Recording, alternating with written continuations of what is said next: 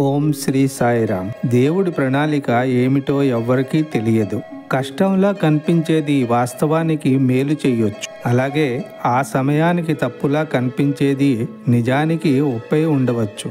భగవంతుని ఆలోచన లోతు, అవగాహన ఎత్తు అందుకోవడం మానవ మాతృలకు సాధ్యం కాదు. అందుకే ఏది జరిగినా మన మంచికే అనుకుంటూ భారమంతా ఆయనకే అప్పగించి ఆయనను నిత్యం స్మరిస్తూ ఉండాలి. అంతా దైవేచ్ఛ అంటారు. అందుకే ఒక చిన్న కథ చెప్పుకుందాం. ఒక వీధులు ఊడ్చే వ్యక్తికి రోజు పని చేసి ఆ పని మీద విసుగొచ్చింది. ఊడ్చి బాగా అలసిపోతే ఆ రోడ్డు పక్కన ఉన్న గుడి మెట్ల మీద కూర్చొని అలసటి తీర్చుకుండేవాడు. కానీ ఆ మెట్ల మీద కూర్చొని మనసులో రోజు దేవుడితో ఈ విధంగా మాట్లాడేవాడు. ఓ దేవుడా, నువ్వు రోజు హాయిగా పూజలు అందుకుంటూ ఉంటావు. నా బతుకు చూడు ఎంత కష్టమోనని నీకు తెలియడం లేదు. ఒక్కరోజు నా పని నువ్వు చేసి చూడు, ఒకే ఒక్క రోజు అని దేవుడితో మొరపెట్టుకునేవాడు.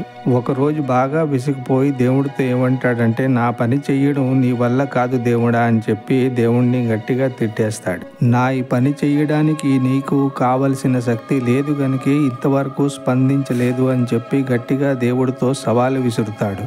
దేవుడు కూడా ఇతని మాటలు రోజు విని ఒకరోజు సరేనంటాడు. సరే, నా పని నువ్వు చేయి, నీ పని నేను చేస్తాను, కానీ ఒక షరతు విను అని చెప్పి దేవుడు ఒక షరతు పడతాడు. షరతు ఏమిటంటే, నీ ముందుకొచ్చిన భక్తులు ఎవరేమన్నా నువ్వు మాత్రం ఎట్టి పరిస్థితుల్లోనూ స్పందించకూడదు అని దేవుడు అనగానే సరే అని చెప్పి స్వీపర్ ఒప్పుకుంటాడు. మర్నాడు తెల్లవారేసరికి దేవుడి స్థానంలో ఆ స్వీపర్ కూర్చొని పూజలు అందుకుంటున్నాడు. కాసేపట్లో ఒక పెద్ద బిజినెస్ మ్యాన్ వచ్చి దేవుడితో ఏమంటాడంటే, దేవుడా, నేను ఒక కొత్త బిజినెస్ మొదలు పెడుతున్నాను, దాంట్లో ఇంకా ప్రాఫిట్ వచ్చేలాగా నన్ను ఆశీర్వదించు అని చెప్పి దేవుడికి దండం పెట్టుకుంటాడు. దండం పెట్టి తిరిగి వెళ్ళేటప్పుడు అతని జేబులో నుంచి పర్సు కింద పడిపోతుంది. అది అతను చూసుకోకుండా వెళ్ళిపోతాడు. ఇదంతా భగవంతుడి స్థానంలో ఉన్న స్వీపర్ చూస్తాడు.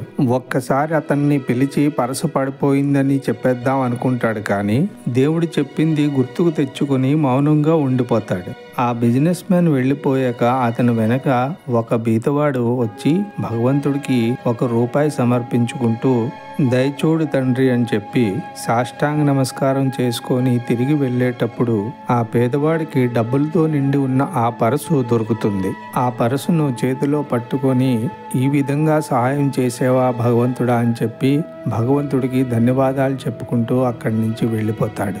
ఒరే, ఆ పరసు నీది కాదురా అని గట్టిగా అరిచి వాడికి చెప్పుదాం అనుకుంటాడు దేవుడి రూపంలో ఉన్న స్వీపర్. కానీ దేవుడు చెప్పింది గుర్తుకొచ్చి మౌనంగా ఉండిపోతాడు.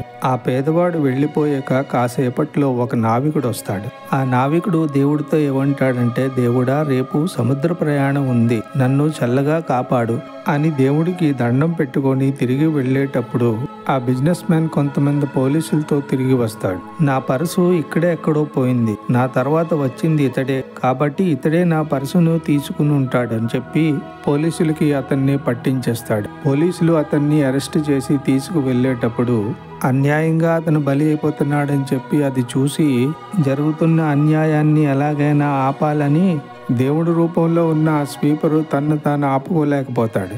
దేవుడు చెప్పిన షరతును కూడా మర్చిపోయి గట్టిగా అరుస్తాడు.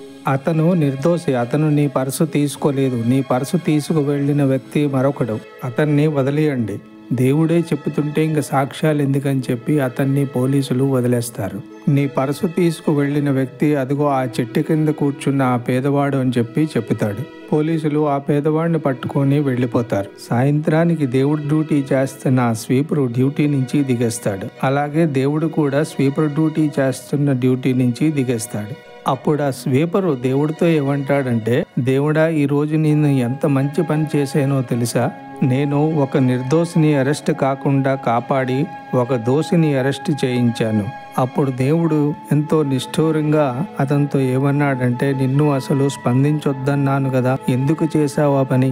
అది విని స్వీపరు ఎంతో బాధగా దేవుడి వైపు చూస్తూ ఏమన్నాడంటే, అదేంటి దేవుడా, మంచి పని చేశాను కదా, నువ్వు నన్ను మెచ్చుకుంటావు అనుకున్నాను. అప్పుడు దేవుడి నోటంట వచ్చిన మాటలే ఈ కథకు సారాంశం. అప్పుడు దేవుడు ఏమన్నాడంటే, ఆ వ్యాపారి వ్యాపారంలో మోసాలు చేసిన మహా పాపాత్ముడు, అందరినీ మోసం చేసి సంపాదిస్తున్న డబ్బులో కొంత పేదవాడికి అందితే కొంచెమైనా పుణ్యం వస్తుందని చెప్పి నేనే ఇదంతా చేయించాను. అలాగే ఆ పర్సులో ఉన్న కొంత డబ్బుతోని ఆ పేదవాడి కష్టాలు కొంతైనా తీరుతాయని, కొన్నాళ్ళైనా వాడి ఆకలి బాధ తీరుతుంది కదా. అలాగే ఆ నావికుడు కూడా తెల్లవారితే సముద్ర ప్రయాణం చేయబోతున్నాడు.